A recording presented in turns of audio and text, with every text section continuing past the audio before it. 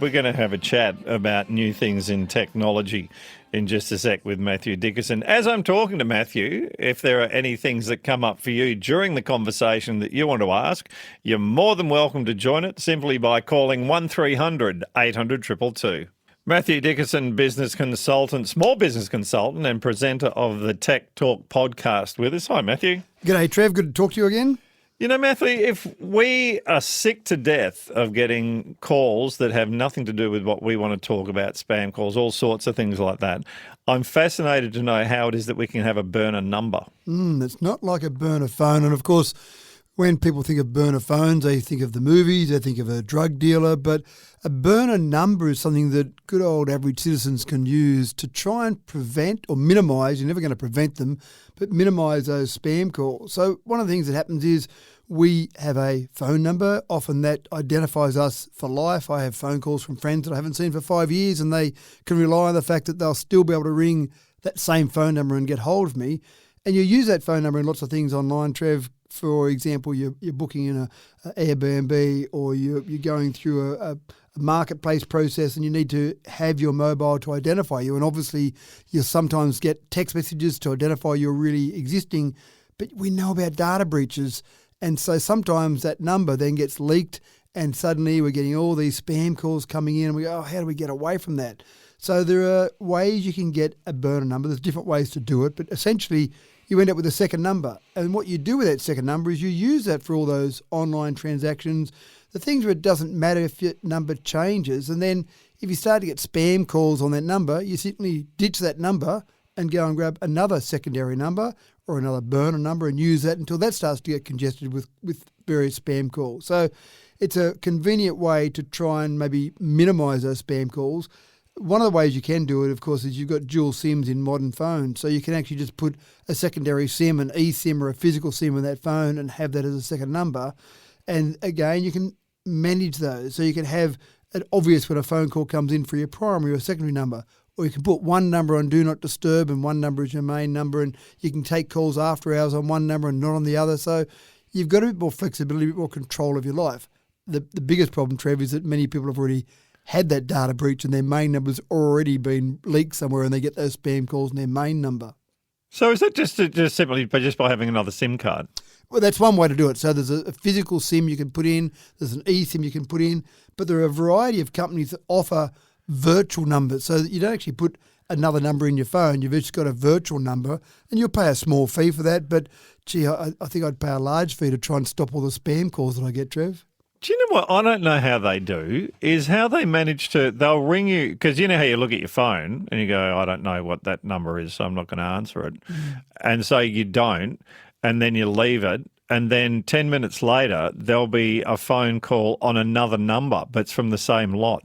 So what they're doing with that first call is they're testing to see whether this is a live number. So they'll cycle through, they don't have a person doing it, they'll have a computer doing it. They'll cycle through numbers and they'll ring, and if it just goes to this number's not connected, they go, right, don't waste our time doing that. And then when they get a live one, even if you don't answer, the fact that they know that they actually got a phone call to ring, or sometimes the fact you answer, you'll pick it up sometimes, Trev, and there'll be no one there. And you go, what happened there?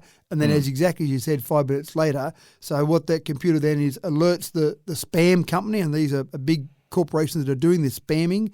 They'll alert that company and they'll then say, oh, here's a live one. You can now spend a human's time to go and make the phone call because we know there's going to be someone at the other end. Don't like them.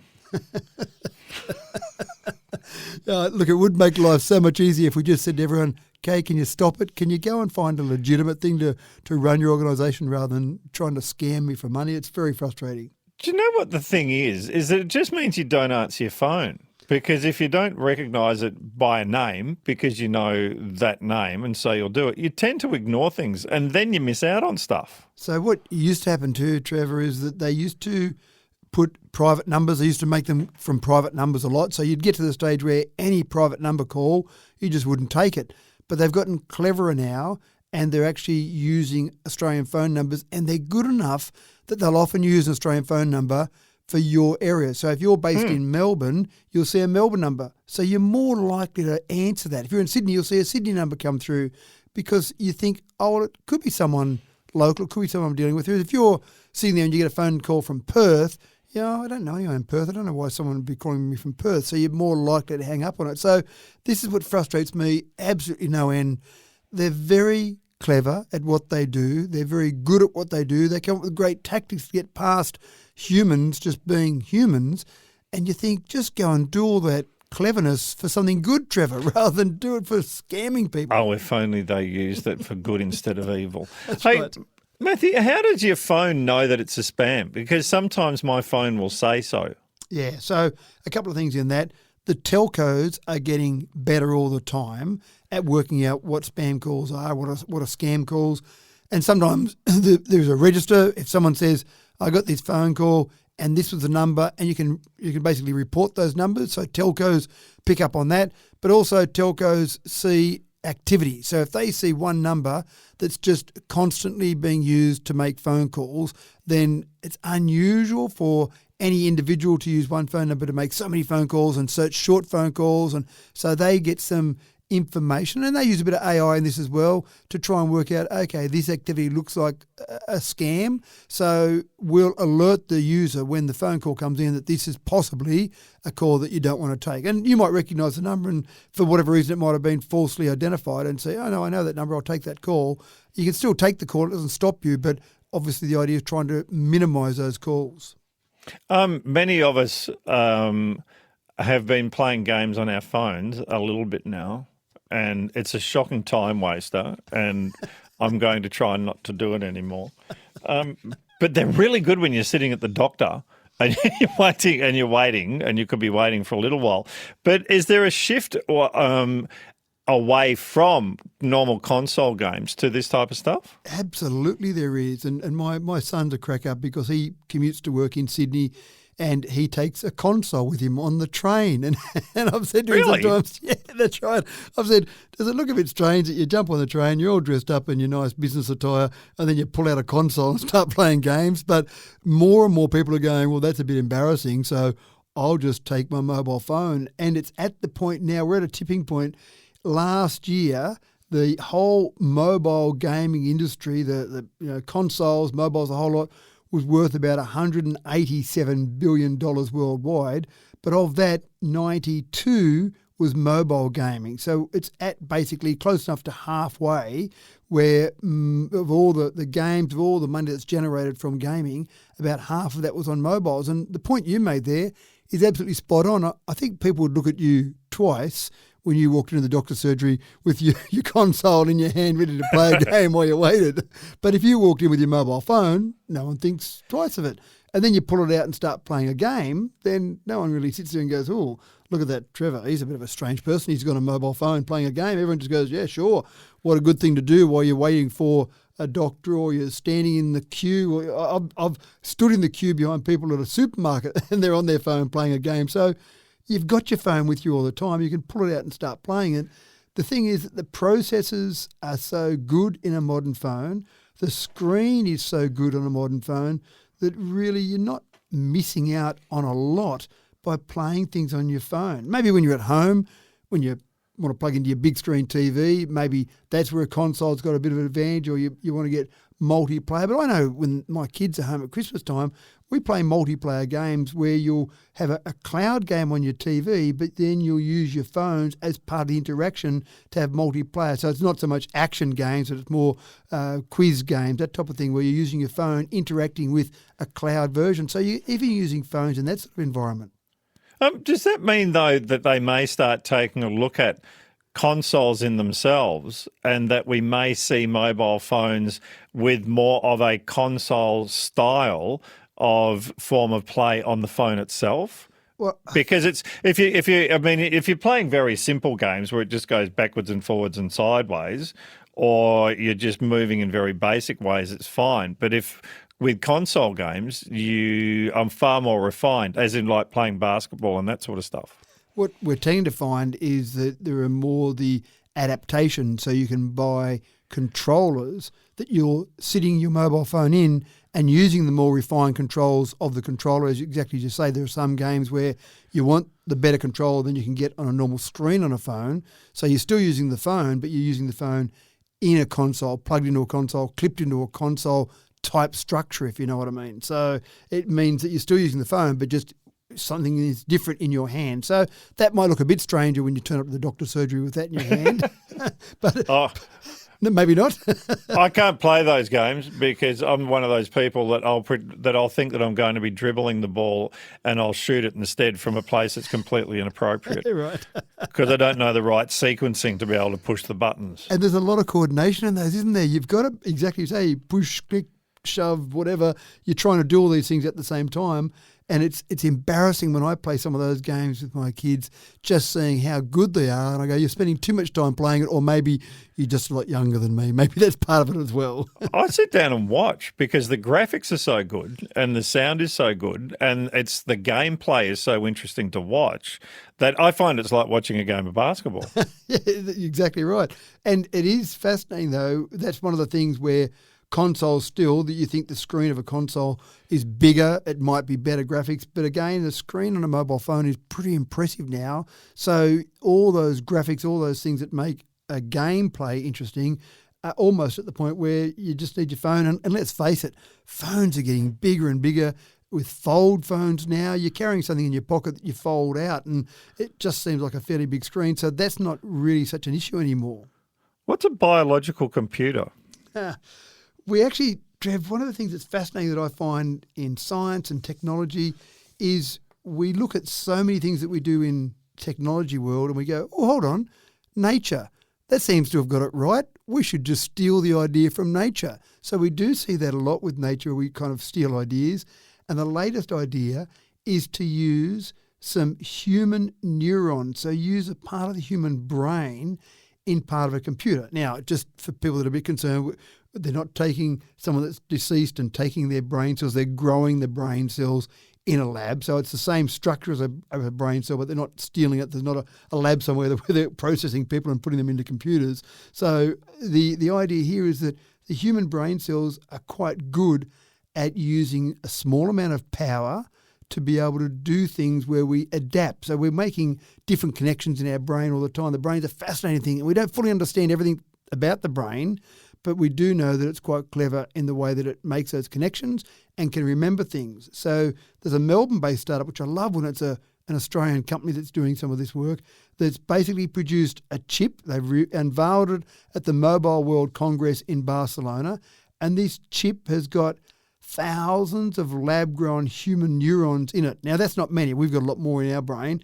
It's about the size of a brain of an insect, so it's not very big, but they've been able to so far demonstrate that it can learn the old game Pong. Now, I'm sure you remember Pong as one of the first games that a lot of us played when we were kids. It's a great game. Yeah, it was a great game, and we were fascinated about it. Embarrassing now for the graphics we've got now, but Pong is a pretty simple game, pretty simple tennis-type game, and effectively that's been able to watch Pong and then learn how to play Pong by watching it. And so we go, big deal, 5-year-old kid can play Pong, but this is built in to a computer where you didn't have to program the computer to say, this is how you play Pong. It watched and learned and built on that. So the science says that possibly a way to build an energy efficient, adaptable AI system might be by using some human neurons combined with the rest of the normal digital computer.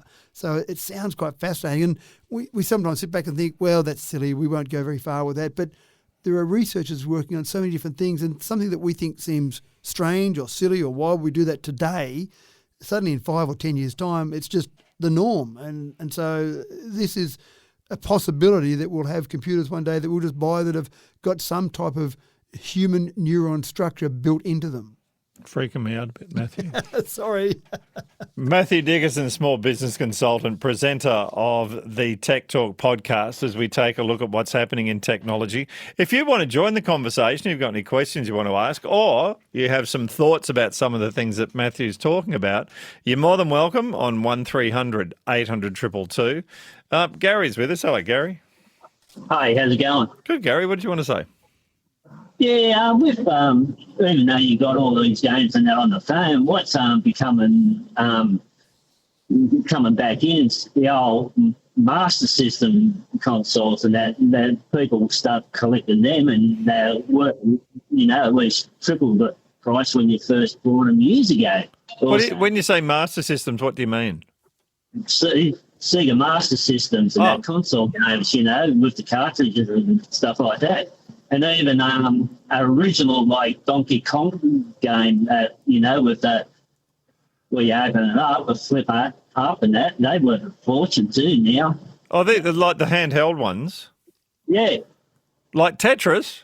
Oh, Tetris, the, little handheld games, and all the Sega Master Systems, even old PlayStation consoles and that, worth a fair bit of money now because people sort of start collecting them again. I think I've got a few of those sitting in the cupboard somewhere that the kids had years ago. So I might have a look around and see if I can't get rid of them.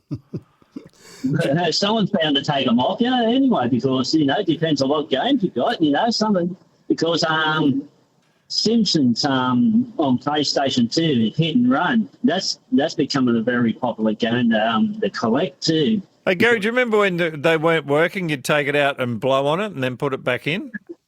Yeah, yeah. I don't know what it did, but somehow it worked. Look, thank you. So, Matthew, maybe we need to go back to some of the old ones. Well, some of those old systems, and the old Sega Master System, you're right, the old tapes there. I think it was about mid-'80s that came out, so that was not a hugely successful system, but still it had a place in history. But it made me think of the Tamagotchi, the little Tamagotchis. They were released in the mid-'90s. And I do remember my kids had some of those when they were young. They were addicted to them, and it got to the stage where they banned them from school. So my wife had to make sure they maintained, you had to keep them alive, maintain them during the day while the kids were at school. But they're still going, and they're bringing out new versions of them. They've got a Star Wars version that's just come out recently. So something from the mid-'90s. It hasn't changed much. The screen on that hasn't changed much. So there is still a place in society for nostalgia. So some of those old games, if you've got some in the cupboard, Trev, blow the dust off them again, pull the tape out, blow the dust off, stick them on some sort of online marketplace, and you might pick up a few dollars for them. I love the fact that Tamagotchis are coming back because it means that those children that drove their parents nuts with their Tamagotchi right. are now copping it back from their children so they can cop a little bit of generational backlash. Yes, absolutely. What are you wasting your time on that for? Well, that's what you did, Mum. Darren, hello. How you going? Good, Darren. What did you want to say?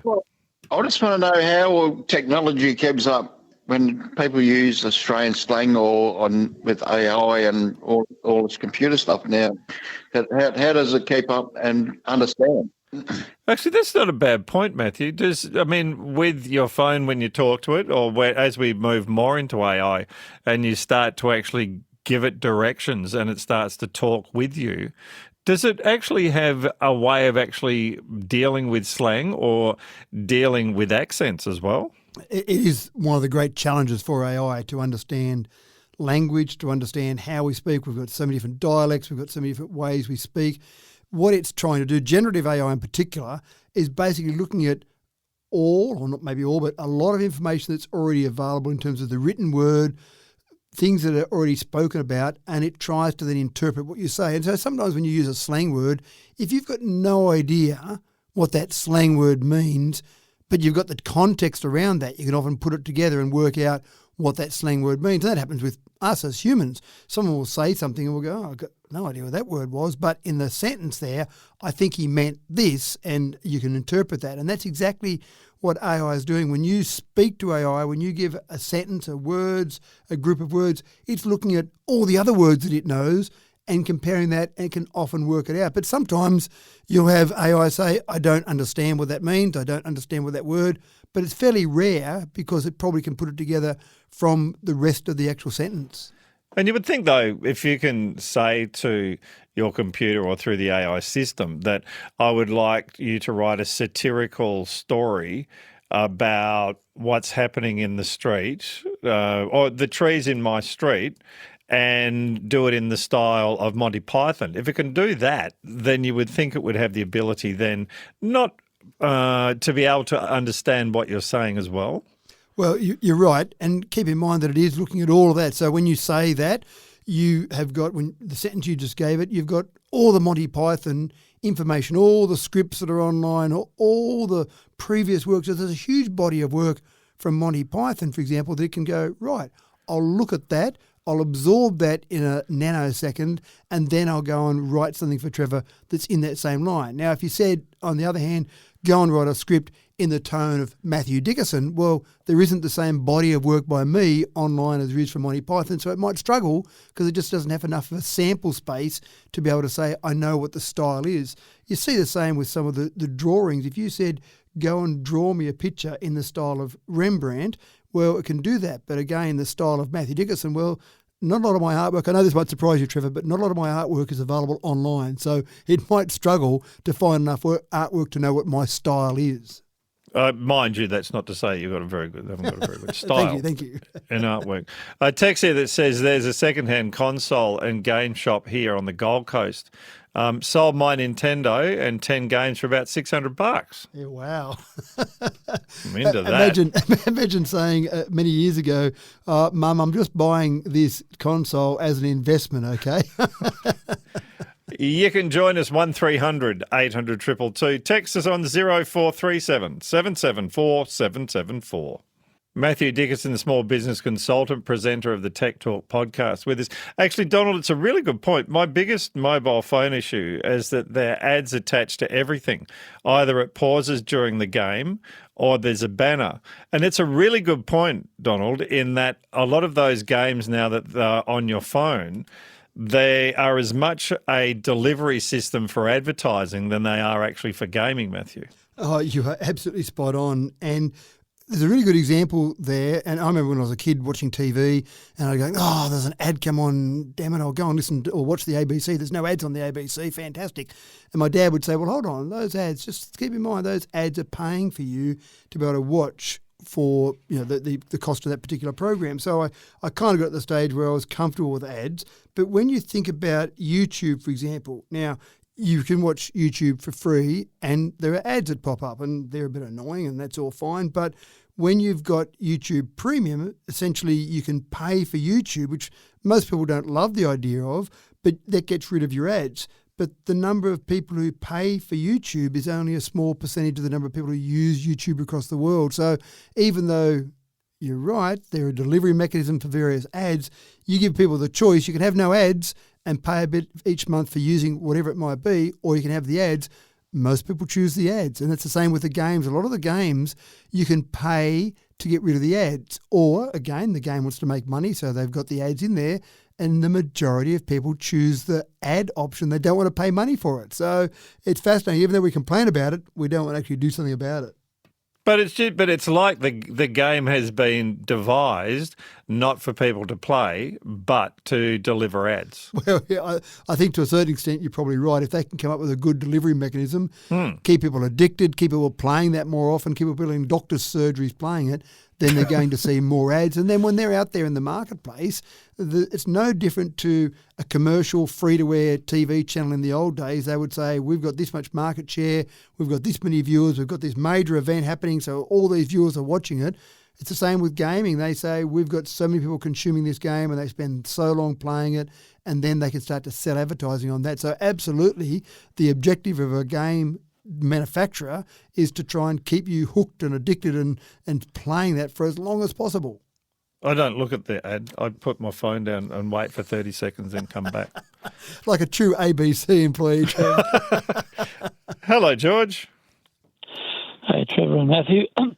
This listener talkback call brought to you by Vodafone. Sorry. Right, that's it. You're banned. Yeah, they promised me a cheaper rate if I did a promo. Gee, we're going to probably end up there, aren't we? Yeah, I love your style, by the way, Matthew. I just wanted to ask Matthew, I don't know if he's aware of it. I saw this actually on of all places, the Sunrise program on Channel 7, they did a story about, and I want to see if Matthew confirms that it's actually a real story and not some kind of fake. There were apparently two AI computers that were tasked with making a hotel booking, and everything was going on normal. Like they kind of, apparently they recorded the transaction, and they were just basically communicating, the regular English kind of robotic language. But then all of a sudden, they started speaking in their own machine-generated bleeps and bloops language, which nobody knew, what the hell they were talking about. So is this the first sign that that we've got machines that talk to each other in a language that we don't know what they're talking about, and what are they talking about? Exactly. They could be gossiping about us, Matthew. They could be indeed. So it's like sitting down at a foreign restaurant and two people are talking. Are they talking about me? Are they just whispering about me? I'm not sure, but I didn't see that story. Sorry on that one, George. But it is quite possible. And here's the scary part. We don't know what AI will do. What we're doing is we're giving AI tools to say, learn this. Here's some background information. Here's some work that we've already done. And now can you try and progress it further? And we get excited when AI does something new and it learns something. We get excited when it learns something that a 5-year-old child can do, but that's today. And suddenly it starts to learn something that a 10-year-old child or a 20-year-old, and then next thing you know, it's learning things that are way beyond our possibility of comprehension. And how many people know some friends at school or twins maybe or siblings that just create their own little language, just a few little words here and there so that only they know that special language? Well, there's no reason that AI can't do exactly the same thing, create their own language, and we'll keep those humans out of the conversation while we plot their downfall. Sounds a little bit HAL 9000-ish to me. It does, doesn't it? Hello, Glenn.